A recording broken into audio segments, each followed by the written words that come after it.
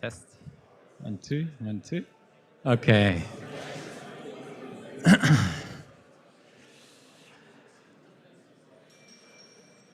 If we can get seated, I know there are folks already online who are probably keen on getting this, seeing this getting going. As we're waiting for the last to find a spot, I am very pleased to welcome you all to this evening panel, also the opening of the Co-Create Forum at the same time. My name is Matthias Honegger, and I lead with Perspectives the Co-Create project, which in its long form spells out as Conditions for Responsible Research on Solar Radiation Modification, SRM, Analysis, Co-Creation, and Ethos. It's quite a mouthful, but Co-Create is a bit easier to grasp. We're a consortium comprising of 14 organizations across Europe and the UK. And our task given by the European Union, by the Commission, and the co-funder, UKRI, is simple. It is actually straightforward, easy to express, but not simple. I should specify. It's to work out together with people like you what it might mean to conduct SRM research in a manner that is responsible, and also to delineate the limitations of that at the same time. And specifically, this question is posed to us as a regionally contextualized one, namely, how to answer this question for the European Research Area, ERA, which is essentially the EU, but some notable additions to that as well.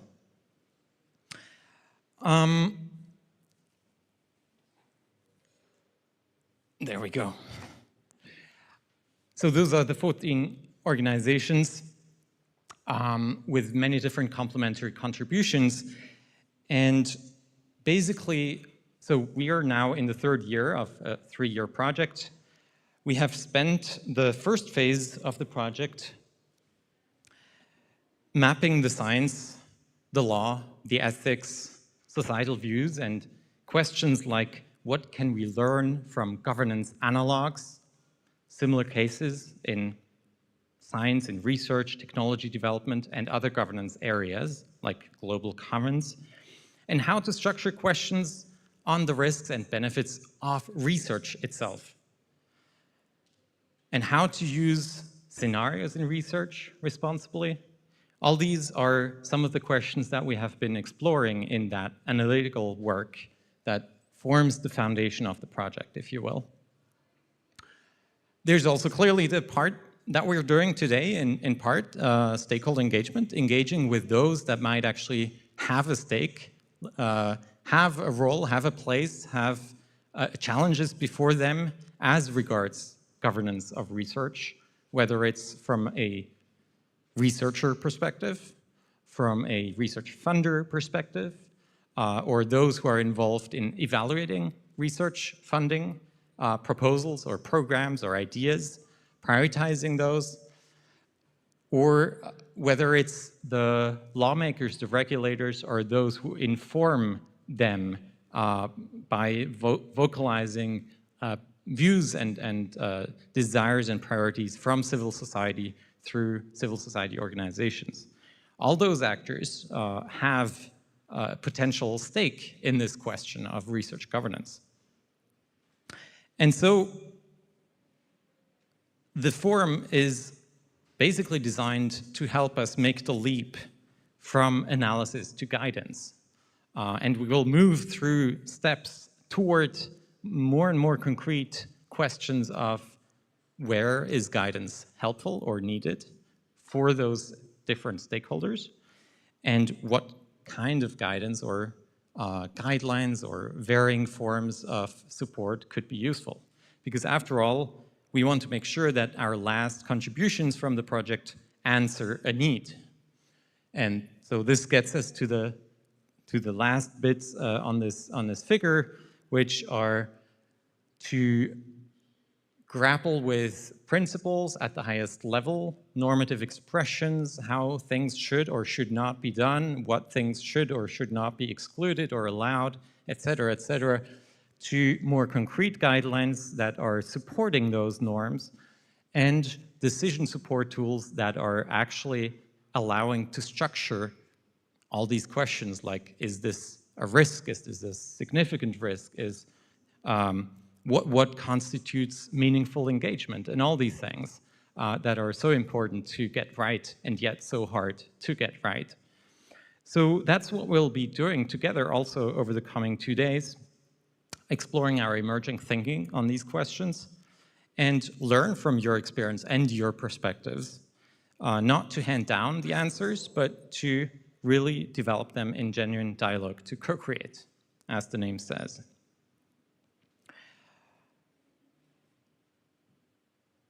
This conversation is also quite timely, insofar that just last month, the EU Foreign Affairs Council stated that solar radiation modification poses significant risks to the climate, the environment, security, and geopolitics. And as the EU's foreign ministers, their remit is not research, but they did include the affirmation stated already previously that Europe should engage in international discussions on governance arrangements, including as regards research. And this builds also on preceding recommendations from the Group of Chief Scientific Advisors and the European Group on Ethics. On research, my understanding is that the direction has been made rather clear by the Commissioner on Research, Ekaterina Zaharieva, in stating that these technologies do show some promise, but they are far from mature, that research must continue, and building on the opinion of the European Group on Ethics, that the research must take full account of the possible range of direct and indirect effects. It is also important that the scientific evidence on risks and opportunities of solar radiation modification research and deployment is periodically assessed. So that gives, at the very high level, a direction to these conversations that provide real context and that make the governance question on research live right now. So Co-Create's job and our job in our discussions is to support.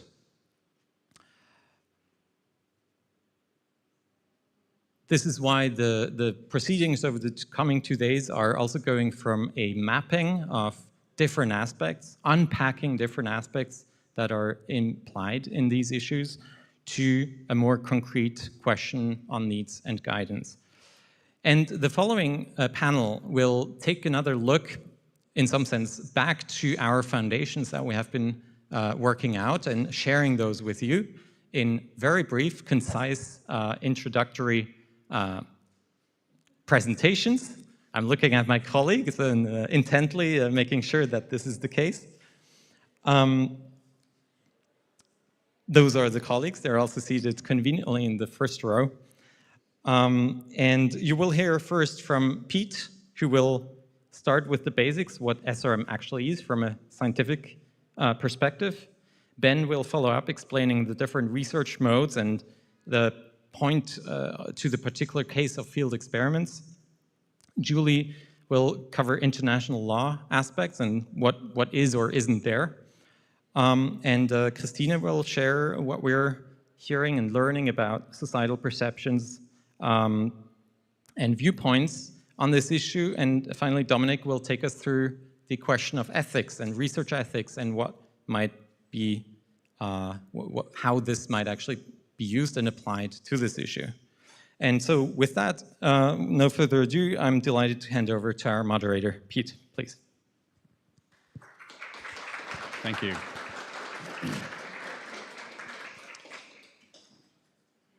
Okay, that's me. So, for a bit of context, why are we even talking about solar geoengineering or solar radiation modification? This figure is an illustrative figure showing how temperature might evolve if we fail to cut emissions. Without cutting emissions, the CO2 will build up in the system and the planet will continue to warm. Driving emissions down will slow that warming, and eliminating those emissions will stop it. But the climate will not go back the way it was.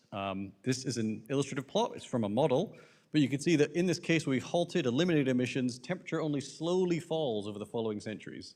That's part of why people are starting to look at removing carbon. These ideas of carbon dioxide removal could accelerate that drawdown and drive temperatures back towards earlier, more stable conditions.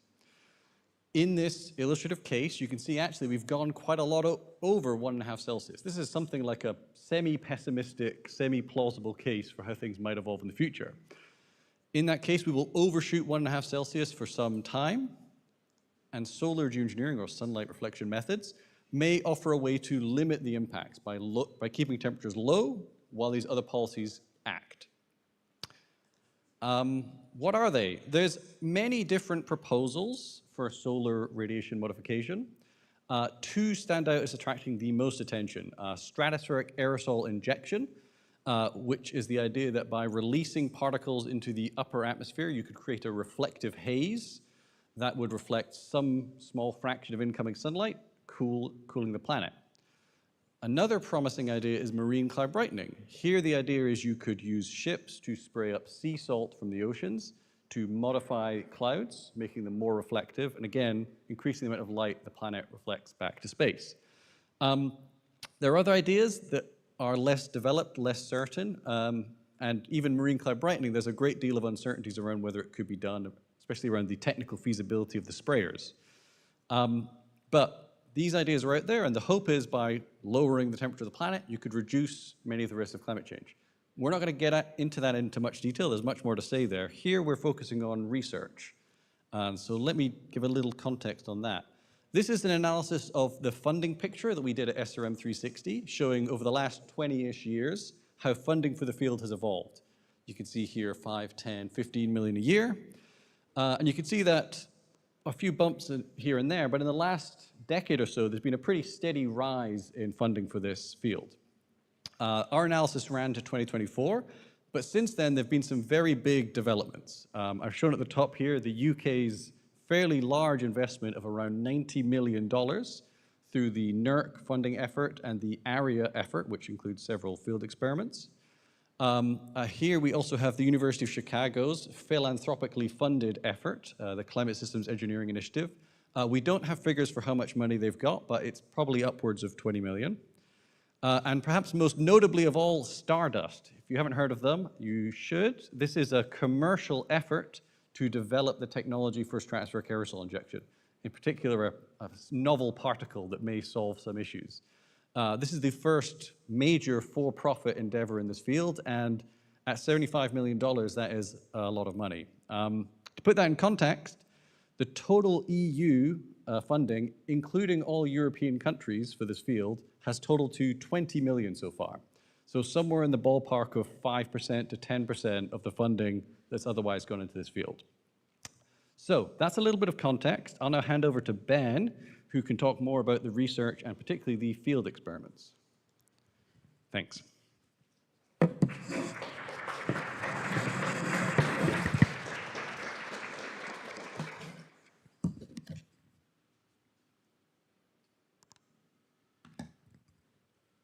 Hello.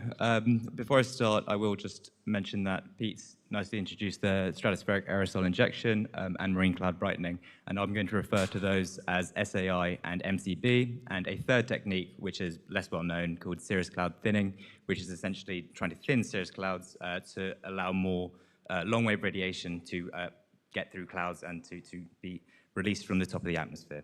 And so, yeah, the first point that I want to make is that most SRM research today is not outdoor experimentation. As you can see here on the left, it is actually primarily through computer modeling, theory, lab work, and assessment. And there have only been a small number of scientifically legitimate SRM field experiments that have been undertaken, which you can see in the right column there. And this matches what Pete has just shown us with the slow increase in funding since about 2008 through till 2024. In comparison, there are now over 29,000 published papers on SAI and nearly 10,000 papers published on MCB. Historic and proposed SAI experiments have generally involved material releases on the order of 1 kilogram or less. And for MCB experiments, which have either happened in the past or are plausible to go ahead in the future, these typically or may only involve one sprayer operating from one ship over the course of a few days or a week or so. These are profoundly different from deployment, where SAI could involve approximately up to 10 million tons per year of sulfur dioxide being released to offset around 1 degree Celsius of warming. And so while the first slide here shows that field experiments have been relatively few, there has been this increase, particularly in SAI field experiments since 2008. The other thing that has increased over this time is public scrutiny. As Pete mentioned again, there has been an increase or there's now been a start of private entities who are working in this area, and so there's scrutiny on them.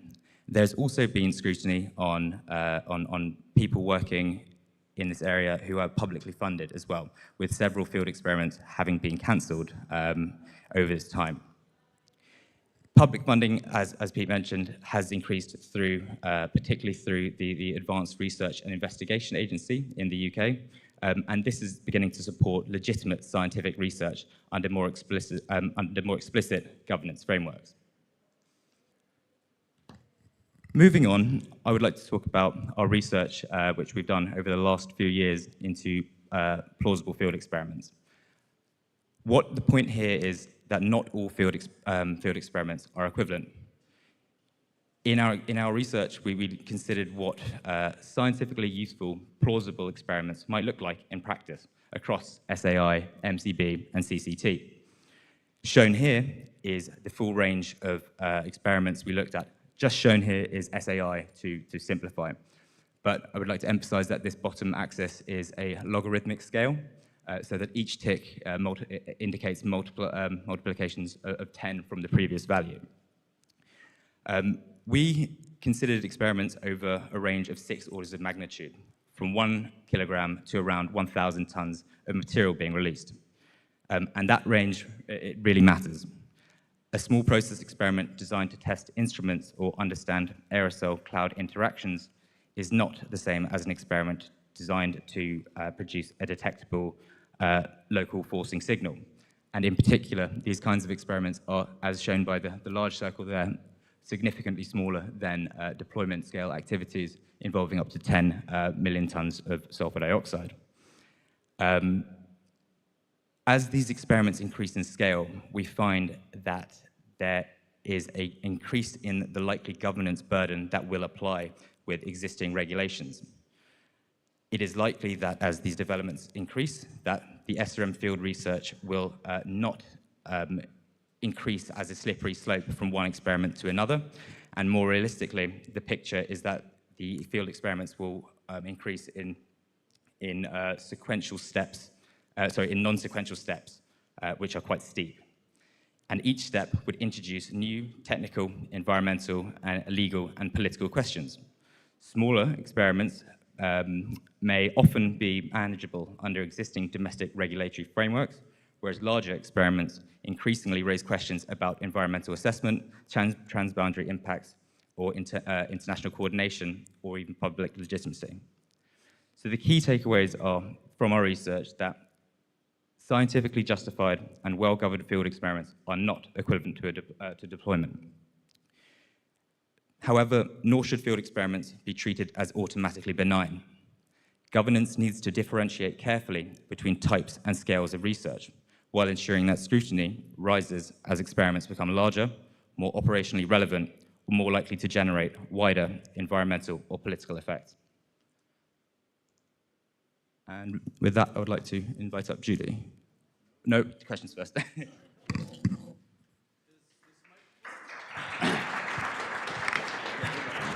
Hello? All right. All right. So, we're going to ask a few questions. No, this one doesn't work. Yes, it does. All right. We're going to ask a few questions of each panelist as they come up, and then we're going to, after going through all 4 of them, turn to the audience. So Ben, why are people interested in conducting field experiments in the first place? What can we get from them that we can't get from other kinds of research? Sorry, it's very hot in the jacket. Can you hear that okay? Yeah. So thanks, Pete. Yeah, so one of the main uncertainties we have with climate science and particularly with climate modeling is with clouds and with aerosols. And so these field experiments, all from their different scales, from the smallest scale where it is about very basic particle processes and aerosol processes, to then as they sequentially increase in scale, how they interact with clouds and interact with other processes across those different techniques. You cannot develop that understanding really without doing that empirical field experiments. And so that's a really key thing to develop or to learn from these kinds of activities. And by gaining that knowledge of these fundamental processes, you can then significantly improve your modeling, and we can then decrease the uncertainties which may exist in what may already be quite significant in the modeling, so that we could understand what better sort of field experiments could look like, or better what a deployment scenario could look like better later on. So is it fair to say that these field experiments let us get at kind of the small scale processes or medium scale processes about which we're uncertain? Can it tell us something about the climate response, or is that beyond the scale of these things? They can tell us about the climate response, but I think the main thing from these kinds of experiments is to learn about the small-scale processes so that we can improve the modeling. And through that improvement in the modeling, it is the climate response, which is the main thing I would argue is the main takeaway on that. Yeah. So how do the kind of field experiments that are being done today and which may be done in the next few years, how do they compare to the other kinds of environmental impacts we have in the world? So these experiments we looked at, and so just for justification on these experiments, how we came up with them with our study, we held a research, we had a workshop at UCL in 2024 with experts across SAI, MCB, and CCT, and in the governance space as well. And we aimed to define what would plausible near-term scientifically justified field experiments look like, so that we could better understand the picture going forward, the challenges that they might face from governance, and to sort of get a better picture of what good research would look like, which was transparent and scientifically justified. And focusing just on SAI, as I did in the previous figure, because it's easier to just focus on one. We went across those 6 orders of magnitude from less than a kilogram up to 1,000 tons of material being released. And they, obviously, it's a huge range, a huge order of magnitude to go over there. To put things in perspective, that sounds like a lot. 1,000 tons of material being released sounds like a lot of material being released, and it is. But that equates to about 7 minutes of anthropogenic sulfur dioxide emissions being released right now. When Mount Pinatubo exploded in 1992, around 15 million tons or so of material was released. And every year we release 73 million tons or so of sulfur dioxide. So this sort of helps to put it in perspective. But it is not to say that these are still large amounts of material being released at any one time, but sometimes it is useful to contextualize them when you think about what small scale, what activities are in this space. Yeah, just on the question of small scale, I think that's one of the things we draw on in governance discussions. People want to maybe carve out a space for small scale activities, but to exclude potentially large scale activities that might be near to deployment. I guess something from your paper, is it worth being a little bit more finer grained there? Is there something, I mean, the stuff we're doing today is small, but as we go from the very small to the slightly larger, are there useful distinctions in scale that we should be drawing for governance purposes? Yeah, with our research focusing on the existing European directives and law that may apply in the EU and particularly in the UK as well, actually, we did identify that there were certain directives and regulations, particularly around environmental impact assessments or chemical releases and regarding transboundary effects, which did start to apply at different scales. And so this was a particularly useful thing for us to actually separate these types of experiments into near phase experiments, which we feel that, which would likely be permissible under existing regulations. These are the kinds of things that we've seen taking place, the good science, not the private activities that have gone on beforehand. And then we identified the larger scale, which would the distance phase activities, we called them, which would likely really be scrutinized heavily under these existing regulations. And then there is a middle phase though as well, this gray zone phase which we found, which could apply, which could be scrutinized, but also it's not clear if they could be. And so obviously this is a really important area to consider how we should be regulating these better, to ensure that if they are going to be undertaken in the future, in whenever that may be, that they would be done in a transparent, scientifically justified and well-managed way, not by people who are less scrupulous, if you will. Excellent. Well, thanks. Well, for more on international law and the like, we have Julie Vinders. Thank you.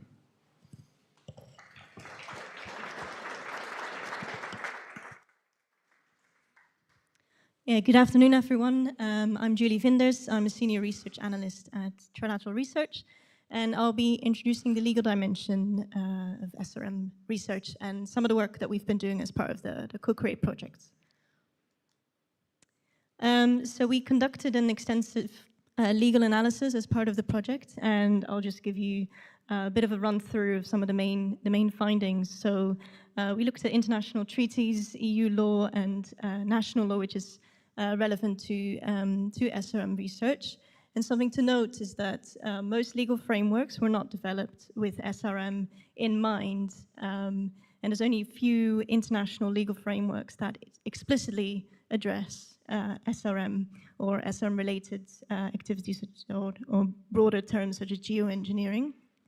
So some of this includes the CBD Convention on Biological Diversity decisions on geoengineering, the London Convention and London Protocol resolution on marine geoengineering, the Montreal Protocol decision on stratospheric aerosol injection, and the International Law Commission draft guidelines on the protection of the atmosphere.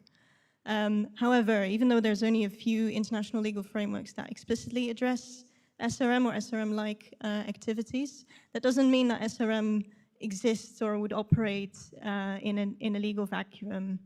In fact, there's a lot of existing legal frameworks that would be that are relevant and would be applicable to SRM activities. So there's a huge role for legal interpretation, essentially, and that was essentially the main exercise that we went through in the legal analysis.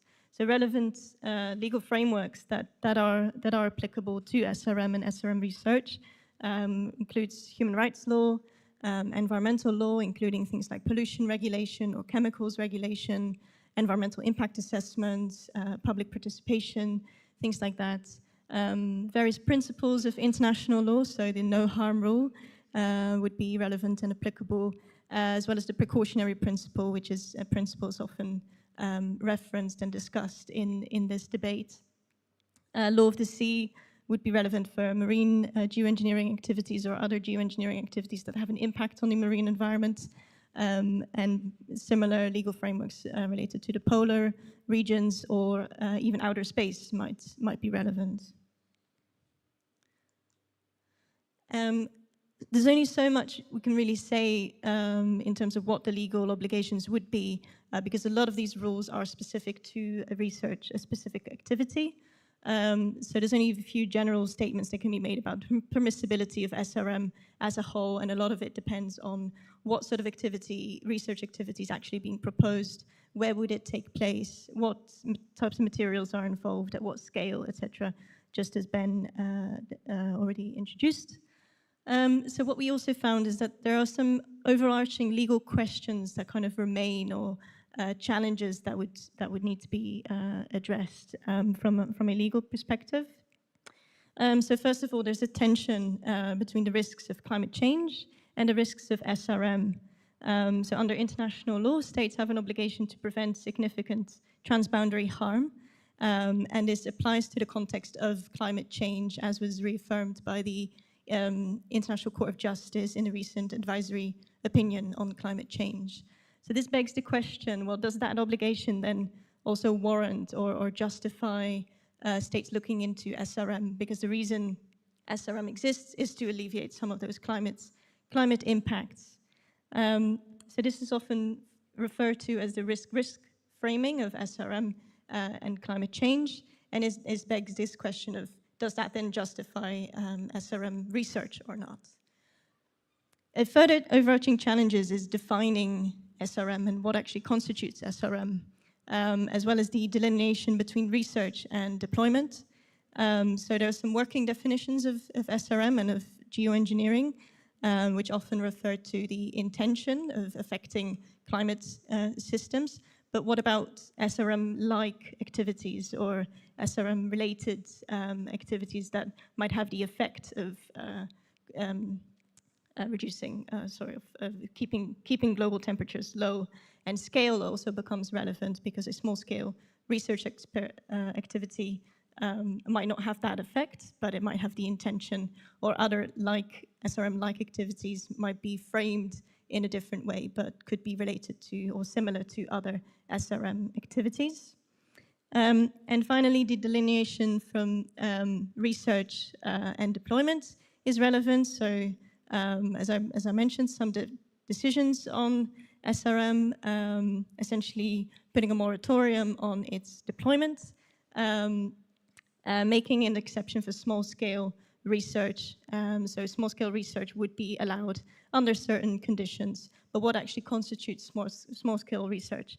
And as Ben already mentioned, there's these different scales of what might constitute small-scale SRM research. There's also some room for interpretation of existing laws and legal principles. So the precautionary principle, for example, is a principle that's often comes up in the SRM debate, and there's different interpretations that could either be restrictive of SRM research or more permissive, depending on your reading of the principle. And essentially, as a legal principle, it leaves a lot of discretion to policymakers and decision makers. So a restrictive reading of the precautionary principle would suggest that research may need to be restricted to minimize social and political risks involved with SRM research, whereas a more permissive reading of the principle would suggest that research would be justified to try and address some of the risks associated with SRM and to generate a better understanding of what those risks are and how that might be mitigated.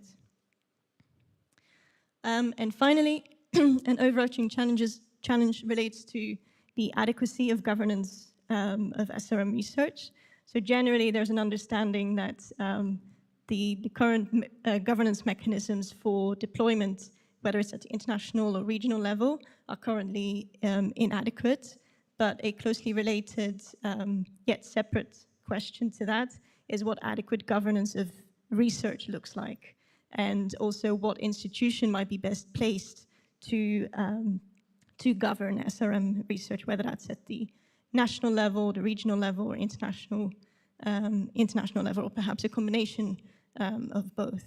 So there's no wide understanding of what constitutes adequate SRM research governance, and that is obviously one of the main questions of the Co-Create project and of today's and tomorrow and the day after tomorrow's conference. So yeah, very much looking forward to hearing all your thoughts on that as well.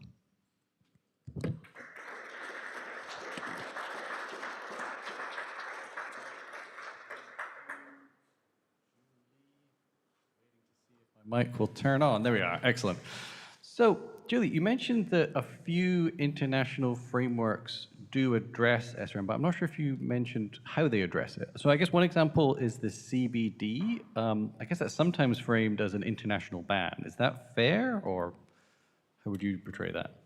It depends on your perspective. I think some people see it as, it's sometimes referred to as a de facto moratorium. So the CBD decision on geoengineering is essentially strongly discouraging states from SRM deployment, essentially.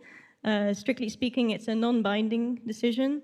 but it's been interpreted as effectively putting a halt or a pause on deployment, and I suppose you could say that that's been adhered to by states to date. I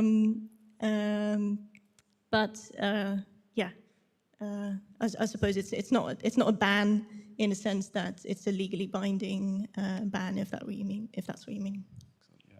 I guess another restrictive thing we heard earlier from Matthias, that the EU foreign minister, I'm not sure the right phrasing for this, but the EU foreign ministers talked about moving forward a moratorium. Is that simple? Like, what are the choices they would have in implementing that, or if they were to implement it? Yeah, I think it's one of those things like at what governance level are you implementing a moratorium? I suppose if it's the EU acting for activities within the EU, it would need to be going through the legislative process within the EU and agreement with member states and having that effective influence within the EU. But pursuing a moratorium on a more international level obviously involves geopolitical discussions, and that has been happening, such as at the CBD conference of the parties. But the effect of that is that there's some agreement to that decision. Obviously, that decision was taken, but some participation. There's no global participation to the CBD, to the convention, and the decision itself is non-binding. So it's, I suppose, a balance between reaching agreement at the international level and it then being effectively legally binding or more of a softer law instrument. And am I right that one of the things the thing that distinguishes a moratorium from a ban is that it has an exit condition or has a time limit? Is that correct? Yeah, I suppose a ban is essentially a legal ban. It's not allowed. There's not necessarily anyway some an anticipation that ban might be lifted at some point. It could just be indefinite, I suppose. Whereas a moratorium is there's usually conditions tied to it. So something is not allowed until certain conditions are met, which is essentially the CBD decision. The wording of the decision itself is like states should refrain from any geoengineering activities until these conditions are met. So it's things like scientifically justified, appropriate global regulatory mechanisms in place, etc. So it is subject to that ongoing review and discussion. Excellent, thanks. Well, in the interest of time, I'd like to move on to Christine next for something on public views about SRM research.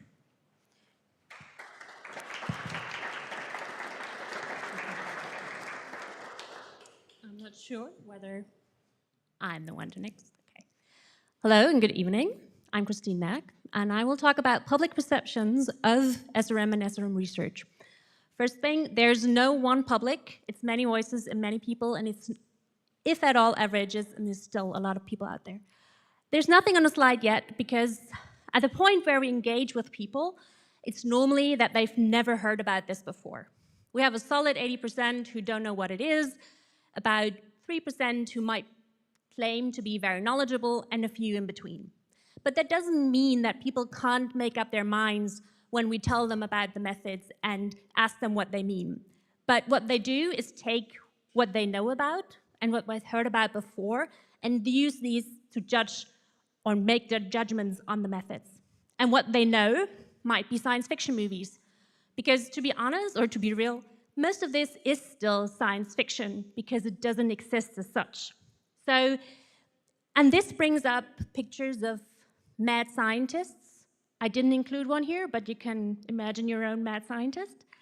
And it brings up ideas of this is messing with nature, this is playing with God, and we will either mess it up and or be punished for it, because we shouldn't intervene with what is there as a natural rule and natural order. These are a lot of associations that come up when we talk to people in deliberations, focus groups, or also in surveys. And there's a lot of distrust into whether the method could work, but also in what people might use it for. So an example for this is, here you see contrails, but others might think of this as chemtrails and conspiracy theories of people being afraid that governments actually already spraying chemicals into the skies to control their minds and their thoughts. This is a rather widespread conspiracy theory that also influences discussions about the methods. So this is a broad thing. And now going more deep into research perceptions. So general findings are people are kind of okay with lab research and like running computer models, but they can, even in a very broad sense, see that outdoor research is a lot more problematic and they're a lot more critical of it. And specifically, when we within Co-Create, my colleagues sitting here in the third row or fourth row, talk to them about it, we see some tendencies.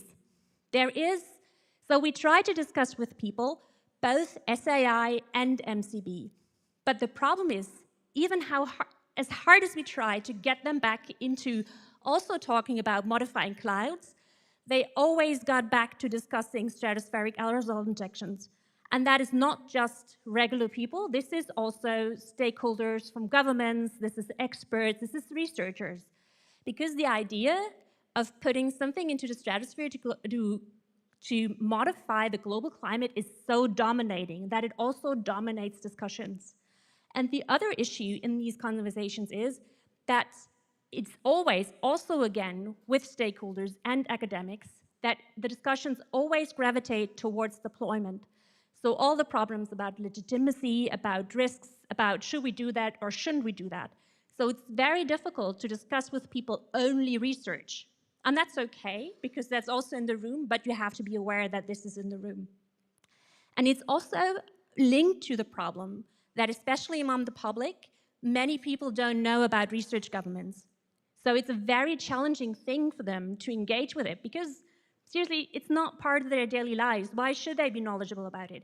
So the task for engagement and also to learn about what people think and want is a very big one, because you first have to bring them up to speed on research governance, what is out there, what can be done, what are maybe researchers' motivations, what are governments' motivations. And then it's what we would recommend strongly, if you want to talk about governance of different SRM methods and approaches, you have to discuss them separately. As soon as SAI is in the room, people will gravitate towards it.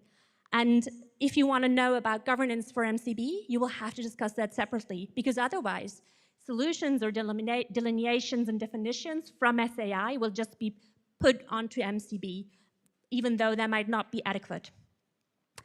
So this is for people who don't really know a lot. But my colleague Ilona Metjanen also looked at people who know a lot about it. So in her deliberations with Sami people, two things stuck out.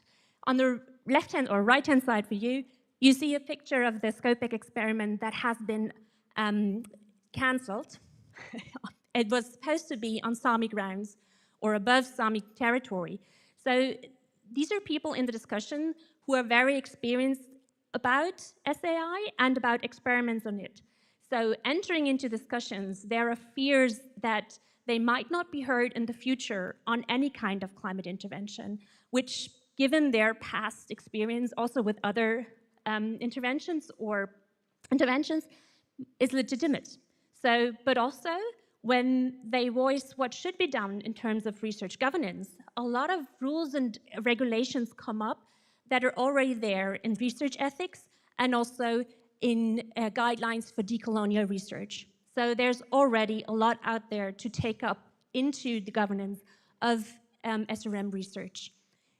If you're interested to hear more, because there's definitely more that we found, come to the sessions where my very knowledgeable colleagues, Kate Sambrook and Ilona Metjanen, will talk a lot more about what we found. Thank you. All right. Thank you, Christine. So something just came up as you were talking there. I guess we just heard from Ben that there's very large differences between the small-scale food experiments of today and the deployment of some future decade. But the public doesn't seem to draw that distinction. Are they grappling with the sort of technical character of these things, or is it symbolic?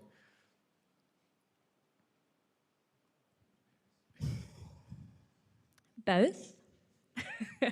So if you've never heard about this before, you have to wrap your mind around all these different things. And even experts have a hard time delineating one from the other, and they're stuck into other discussions.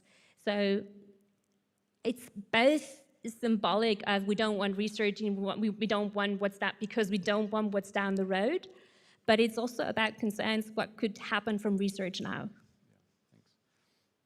So, are there many differences in opinion between what the public thinks about this and what the climate community thinks? Is one more skeptical than another?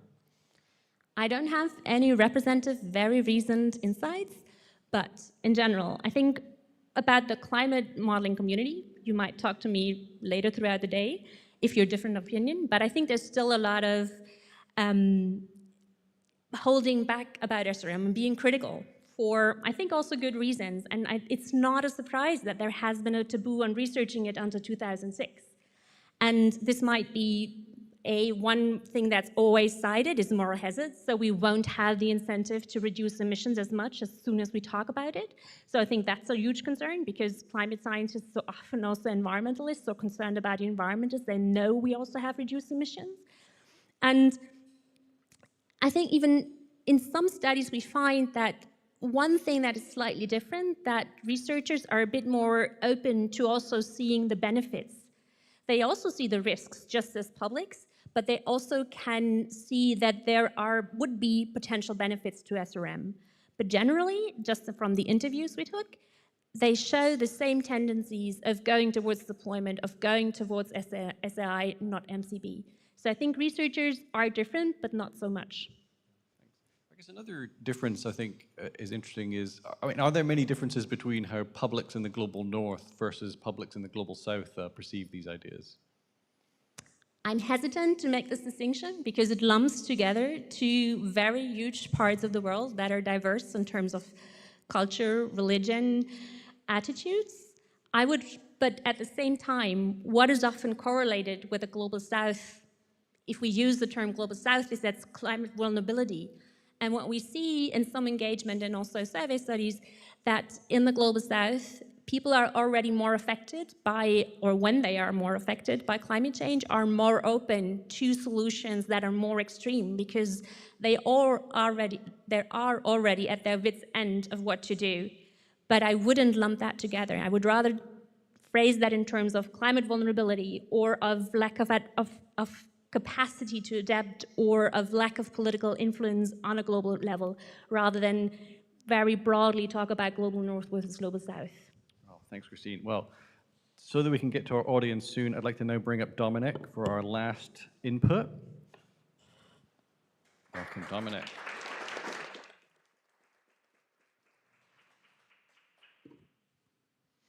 Hi, good afternoon. I'm Dominic, so I will talk a little about the research ethics on this topic, on SRM, and what we've been doing in the project related to research ethics. So I'm not going to give a potted history of the ethics of SRM. This is by now a 30-year-old debate. So the first paper on this topic is from 1996 and mentioned already there some of the things that Christine mentioned already just before. The moral hazard concern that even talking about SRM or researching it might make mitigation unlikely or slow it down. Playing God or hubris, the idea that we're messing with nature or natural systems. These concerns are already in that original paper. Since then, there's been a great deal of discussion about the geopolitical implications, the global justice implications of SRM. And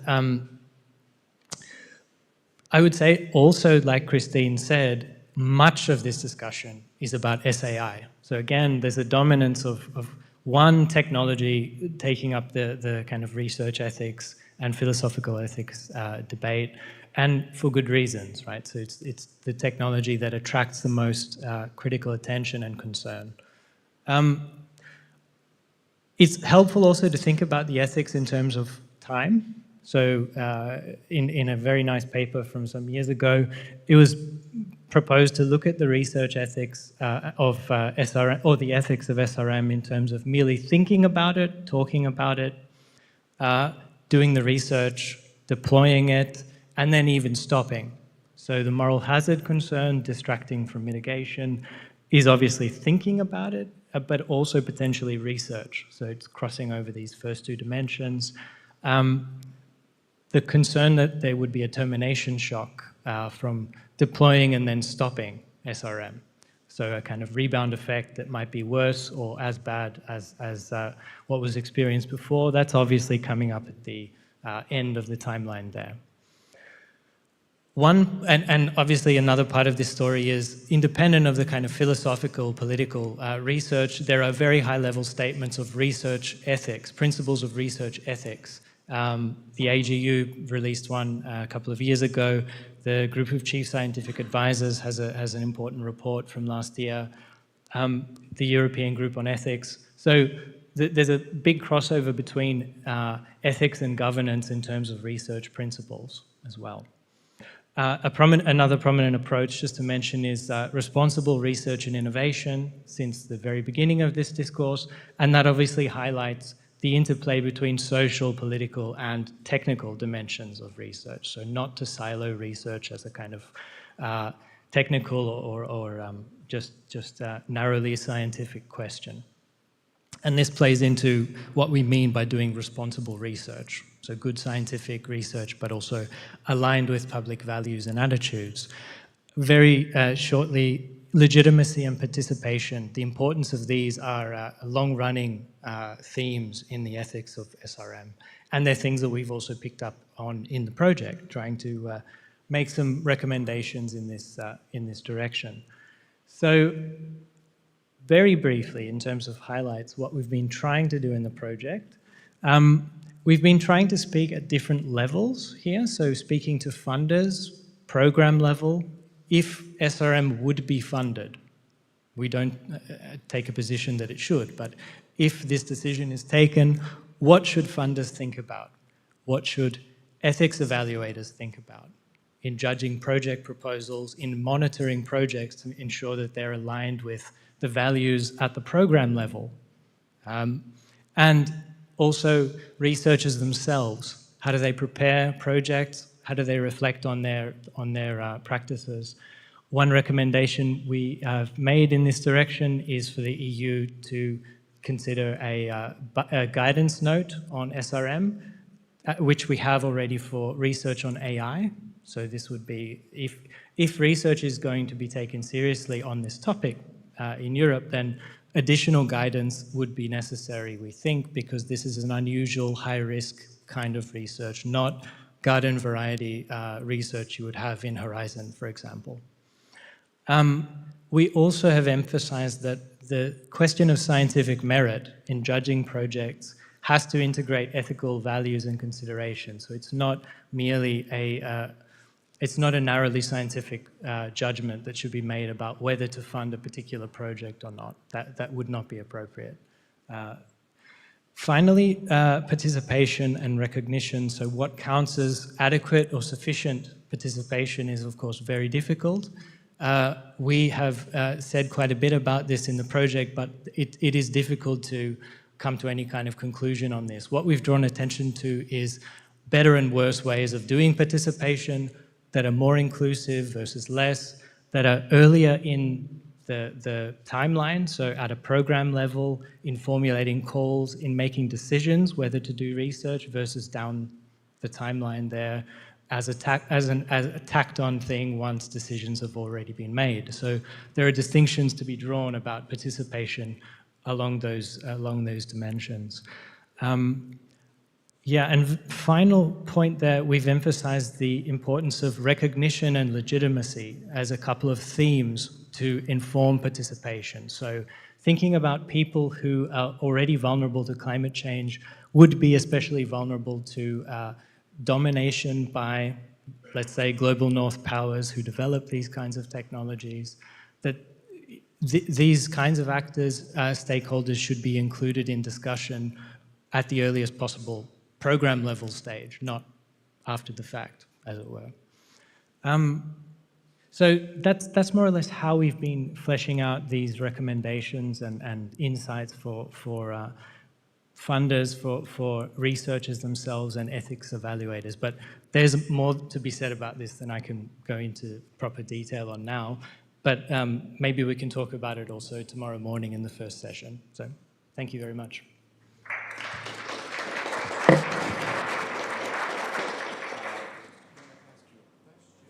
My mic isn't, there it is. My mic is working now. Excellent, yeah. So I guess on the question of the ethical evaluation at the program level or the guide to researchers, what are the items they should be thinking about as they come up with that evaluation and that guidance? What are the kind of the elements of that ethical evaluation? Well, okay. Well, so it's important that the program level already specifies what the societal values are around which any program, research program would be structured. So the onus is not on the researcher in the first instance to think about ethics. So the call itself, the research call, is informed by those societal values that justify the call itself or partly justify the call itself. Evaluations then are targeted back to those values. So there are standards already built into a program against which research evaluators will assess a program and will assess its compliance with these values. So there are several levels at which alignment with societal values has to happen for a topic like this. It's not sufficient to delay that question about ethics and social license to downstream, to when a project has been funded or about to be funded. So that's, yeah, a bit of a long-winded way to say program level first to specify the fundamental values that have to shape the call, and then downstream, that's what ethics evaluators would have to judge projects in relation to. I guess quite a lot of funding in the EU and elsewhere is sort of the other way around, sort of bottom-up proposals come in. Say, Christine wants to do some public perception work. I mean, I guess there's quite different kinds of research, public perception work, I mean, on one end of the spectrum and developing the technology to deploy SRM on the other. Should these raise different concerns? I mean, and how could they be dealt with from the bottom-up kind of perspective? So there's a couple of ways of answering that. So bottom-up can also mean voluntary compliance in terms of codes of conduct on researchers. And that's typically been the way that the research ethics discussion has gone until now. So in the project, we've researched why that sort of approach is insufficient, why binding institutional governance, for want of a better phrase, is required right from the get-go for this sort of topic. So codes of conduct are not going to be sufficient for this research on this topic. The reason as well that we need to distinguish SRM from other kinds of research here is that it's a high-risk technology and very controversial. So it's not the same sort of thing that would just be funded or ordinarily under Horizon Europe. So if a decision is ever made to fund it, for instance, in Europe, there should be additional hurdles to step over. And I would draw attention here to another high-risk technology, AI, that has not received this kind of scrutiny until now. So I'm aware that there's a 30-year critical discussion about SRM and no significant critical discussion about AI until we have it. That's not an argument for not doing our best with SRM. It's an argument against, well, it's an observation about the inconsistency of our judgments, but if we have standards, we should be consistent. So, I guess just maybe a distinction I wonder on that is, in most of the research that's gone into SRM is not developing the technology of SRM, it's assessing the risks or consequences of it. Should that be treated distinctly from, you know, efforts which develop the technology or advance that? So we think so. So in our work package, we've just completed a deliverable, a report distinguishing between the purposes of research and recommending that if any research would be funded at this time, again, we do not make this judgment, then it would have to be limited to basic research only aimed at clarifying scientific uncertainties, and that no attempts to develop operational capacity should be funded. as a primary focus of the research. So that this is, of course, a time-sensitive judgment. It's not to say that there would never be a time to do that, but the recommendation we've come to is that research, if it proceeds at all, should only be basic research understood as targeting scientific uncertainties, and that's it. Excellent. Well, thanks, Dominic. Well, I think at this point we should open it up to the audience. Matthias, were you going to, I can give you a quick, actually, so Matthias obviously has led this project, and just before we move to the audience, no additional thoughts or? Pete asked me earlier whether I wanted to add any thoughts. Pete asked me earlier whether I wanted to add any thoughts to this panel, but I think I can just thank you all and congratulate you for really nicely and clearly providing us with a quick intro in some of the areas, some of the most central areas of work in the Co-Create project so far. And I think it's a really nice foundation as per the slide that I showed earlier as well. So I'm happy to just let this get into conversation with everyone. Great. Well, any questions from the audience? Oh.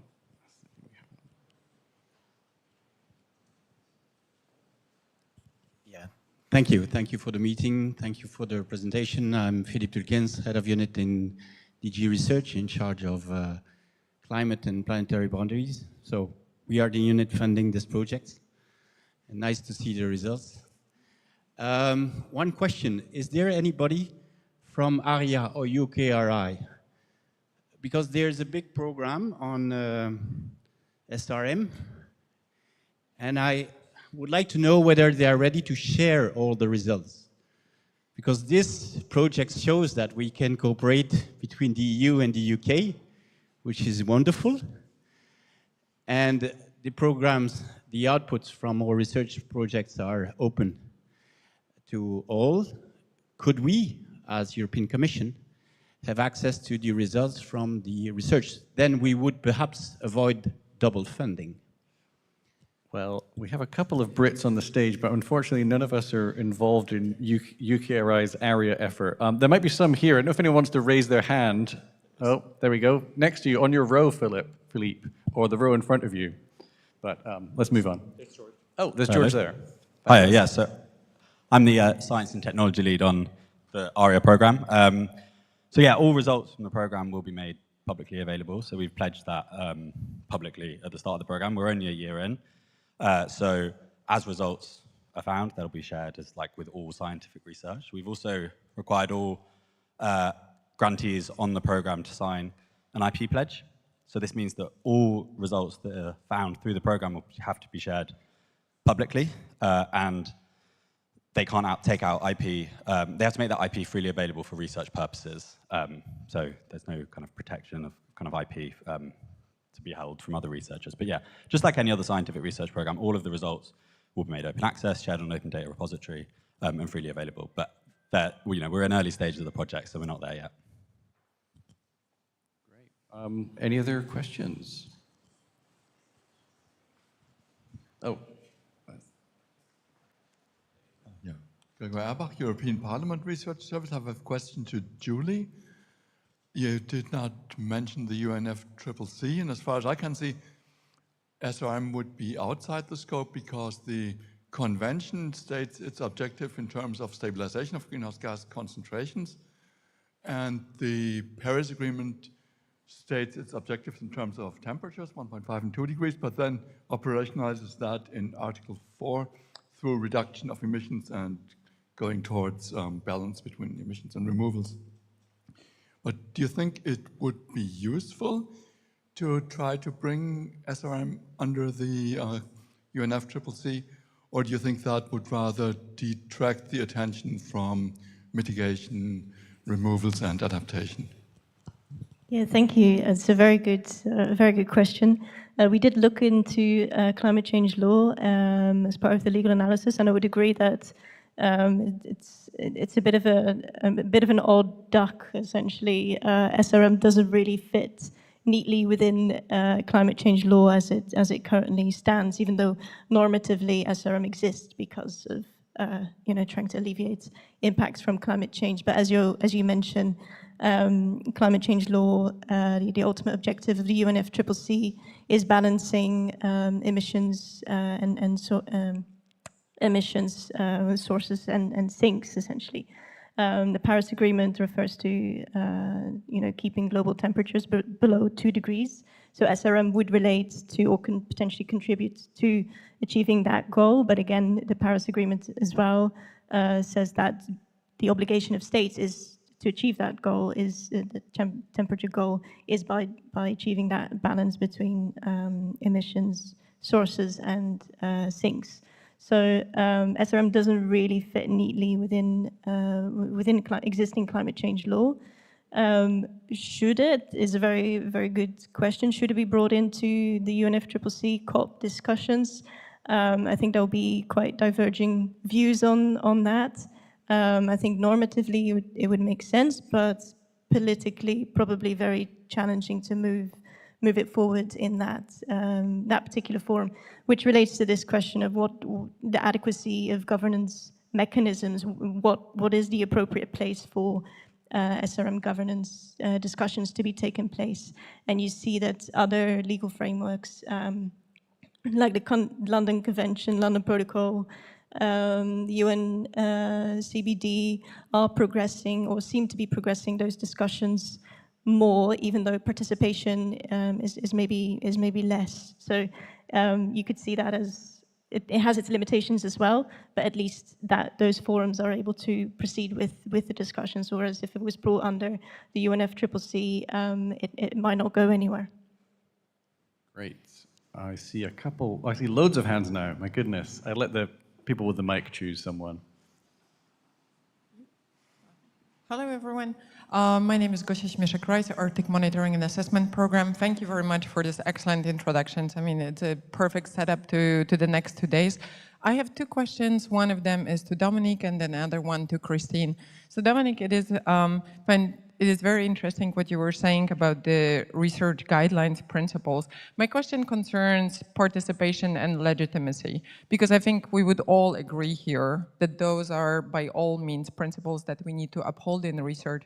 My question to you is whether in the project, or I guess we might be discussing this further tomorrow, is how to translate those principles into research practice. Because I think one of the challenges here is, well, where do we draw the stakeholder line? Who are the stakeholders?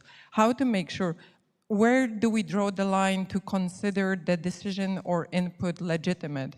And I'm partly asking because being part and hearing about so many applications, I think this is really where researchers genuinely committed to those principles struggle, thinking who should be included effectively in this process. So that's my question. Christine, to you. Maybe just the one very long question. Thank you. Dominic, please. Thank you for that question, and it's something that we've struggled with a lot actually as well. This question of if there's a line, where to draw the line, what is the minimum standard, what's best practice in terms of participation and inclusion, and what's the relationship between participation and legitimacy as well.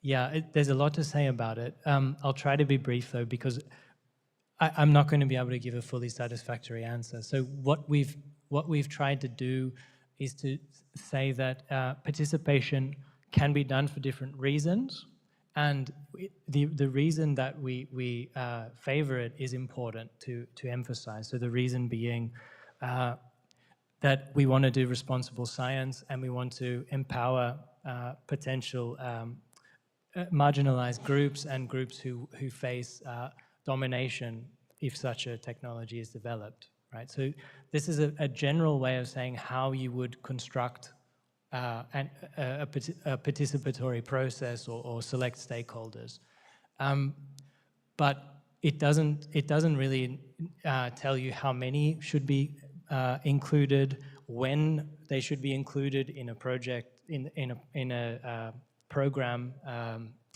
funding module. So at the very beginning, as I was saying, when a call is being contemplated or formulated versus downstream.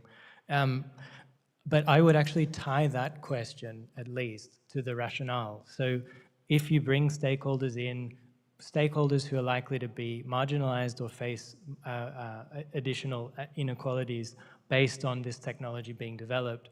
If such voices are brought in at the beginning, at the program level, this is superior from bringing them in after decisions have been made and basically asking them to accept and approve a decision that has been made.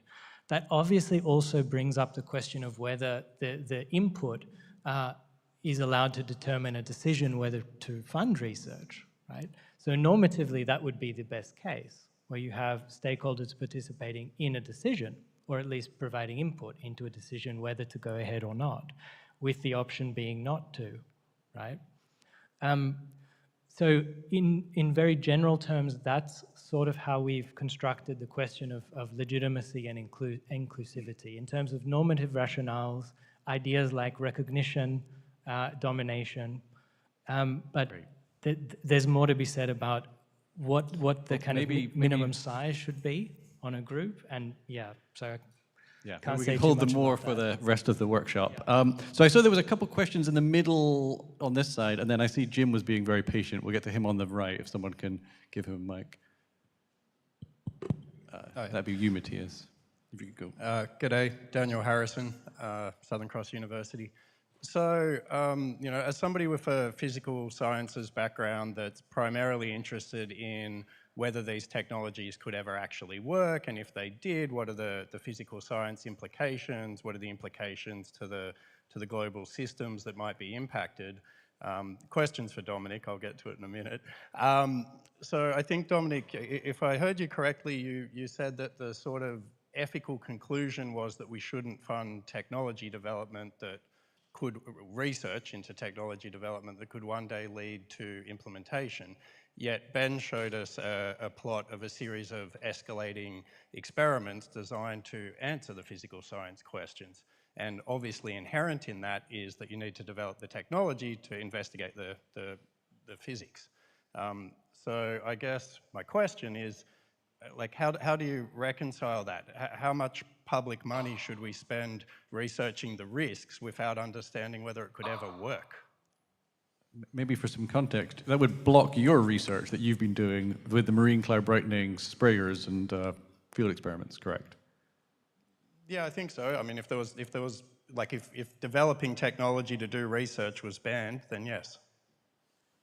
Yeah, so that's not quite what I was saying. So, but it's a good question because this issue is also quite difficult, distinguishing the purposes of research and using that as part of an evaluation of a project. So what is being proposed and judging the project according to that as well. What we basically are saying here is that the primary aim should be addressing scientific uncertainties and not developing operational capacity. That's the primary aim of the research. If some materials, some systems need to be developed to do the research, that can be permissible, but the details matter here. So what we had in mind is other proposals for, let's say, research by actors whose commitment to science is not that credible, or who have a stated objective of developing technology, whether or not the science is being done by them at all. From a regulatory perspective, that's an important distinction. So a regulator needs to be sure about the scientific merit of the project and not the kind of primary aim being technology development or something like profit. Excellent. Yeah, so the scientific merit there needs to be the primary justification. Excellent. Let's move to Jim if he has you've got a mic now, excellent. Thanks, Pete. Yeah, in some ways it's a similar-ish kind of question. I didn't know what was coming. But Dominic, what are your thoughts about pure modeling work? Just, you know, I mean, and ethics. Do you think that there is a role for ethical guidance or anything like that? And if so, how can that work given the structure of funding and you know, putting, if you like, hurdles in the way of inquisitive scientists? Maybe a brief one. Yeah, I don't want to take up all the questions. So generally, we've taken a kind of proportional approach here. So modeling is at a much lower risk is at a much lower risk level than outdoor experimentation. So much of what we've been focusing on are the challenges of governing research ethically that would be outside the lab, outside modeling. So we don't actually have that much to say about the ethics of modeling in the project. Excellent. Do you have a, yes, there you are. Thanks. My name is Lucian. I am from the European Commission, DG Klima, and I have like several follow-up questions. Firstly, I would like to ask if you learn from international work in the US, but also what ARIA did on guidelines. So if you are in contact and exchanging to get together, Dominic, maybe question, like ARIA is funding also some tests about your rules. Is it acceptable or not? Follow-up question to Julie, like what do you think, what is the best international organization or framework where SRM should be discussed? Because like in general in Europe, there is agreement that we should have moratorium on deployment, but we should work on governance. There were like in several attempts in UNEA, but personally, what do you think was the best place to conduct such organizations? And one question to Christine about public perception, like if there were also people that saw some potential benefits, or it was only about risk. And maybe later I will have more questions. Yes. So maybe if we start with Julie and Christine, and we might skip over Dominic, because he's had quite a lot of questions so far. Thanks. I think, yeah, that's great. Thanks for the question. I think, so there's quite a few different international frameworks addressing SRM currently, like you mentioned, UNEA, the LCLP. I think from my perspective, I think there isn't really one forum where the debate should take place. I think it makes sense that it is happening in different places, and different fora have different abilities to influence the debate. So I think there's quite a lot of different international instruments that have a sort of partial mandate to address those questions. I don't think there's really a problem in it being dispersed like that, because I think what is important is that the debate is taking place, and I think the EU is participating in a lot of those forums. So it can take its position and communicate that at different fora, and I don't think that's an issue. I don't think it should be one place in particular. Excellent. Christine? Short answer, yes. So they also see benefits. And it's on the one hand linked to the more you're affected by climate change, or the more you see climate change as an issue, the more you're open to also see the benefits. And also, but what has been said, it's not that regular people, that doesn't mean it's not any other societal level, but if you confront regular people with it, they're not jumping to the idea and say, yes, let's not go the hard way with cutting emissions and just go for any kind of SRM. They do say, no, let's focus on cutting emissions and only do it if we really have to. So it's not that they're completely blocking out, but they'd rather not. Great. So I see we've had no questions for Ben so far. So if someone has something on the field experiments and the character, that would be particularly appreciated. Does anyone? Oh, I see we do. In fact, this gentleman already with the stripes. Thank you. My name is Floris Taminio. I work from the Netherlands Scientific Climate Council, and I have a question, and I think Ben will be able to answer it. So SRM is, of course, not the only type of geoengineering. Another prominent type is carbon dioxide removal, which has already moved from, let's say, outside the Overton window to the center of policy in the past, maybe through the inclusion of net zero policies in 2015. And I was wondering, can we learn from ARI lessons from that move that has already been made, and can any parallels be drawn for SRM so we can look towards the future? Yeah, thank you for that. I think the way I'd like to answer that would be to look at marine carbon dioxide removal, in particular iron fertilization, and how that's progressed since with the LCLP since 2013. As Judy touched on, there's only been 6 signatories out of 56 nations, I think, signed up to the LP. What has been put in place through the amendment that came in 2013 or 2014 is this definition of what iron fertilization is, and then this breakdown in Annex 5 of the 26 paragraphs which showcase what good research could look like, what good field experiments could look like. And while that's not binding, I think that is a really powerful mechanism politically for people who do want to operate in that area. I think that's a very useful way for them to have a shining light to go forth with, to try and be operating in line with those guidelines. That, I think, is a lesson which would be really valuable for SRM, would be to have an outline of what these kinds of these guidelines would be for field experiments. And in particular on that, they have recently in 2023, I believe, defined marine geoengineering, including marine cloud brightening. So it is clearly becoming something they're interested in, and again with private actors like Gigablue operating in the MCDR space, coming under increasing regulation, but getting Puro Earth certification a couple of months ago or last year. Clearly, there's more scrutiny in that area, and I think there are lessons which we could learn in the SRM space from that. So I just remember Matthias has got some closing slides he might want to give. We've got 5 minutes left, so let me know if we can squeeze one more question in. Well, we can squeeze one more question in, and I see Sarah has her hand up. So, well, Sarah's the one I saw, so please. Yeah, the mic.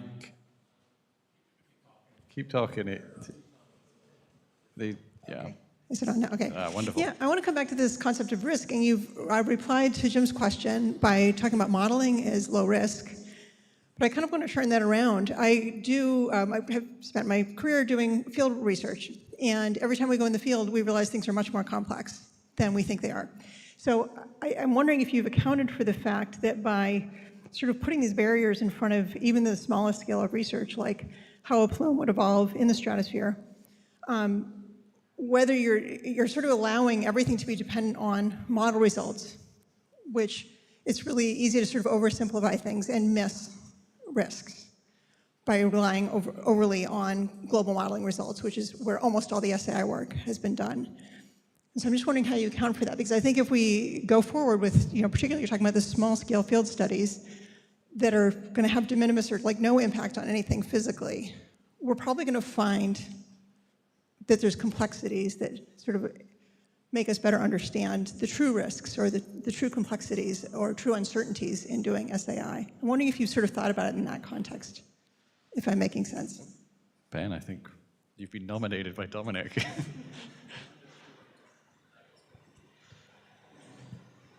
Sorry. Yeah, I wondered if Ben wanted to comment on the kind of scaling up of experiments and risk versus modeling, this thing you're speaking about. Yeah, we have thought about it, but the project isn't focused on the limits of modeling. So there's more to be said about that. And I agree with you that relying on model results brings its own risks. Yeah, there's a lot to say about that topic in relation to climate change generally. Still, from a research ethics perspective, risk is not the only consideration. It's one, but there are others: legitimacy, justice, and so on. And there are good reasons for having this proportional approach to outdoor testing, going out of the lab, and scaling up. So risk is one normative consideration. It's not the only one. And if you want to do this in a responsible way, you need to think about those other values too. Excellent. Well, in the interest of time, let's move on to Matthias's closing comments. Yeah, pretty much just some words of housekeeping and a quick outlook. Actually, just a rerun through.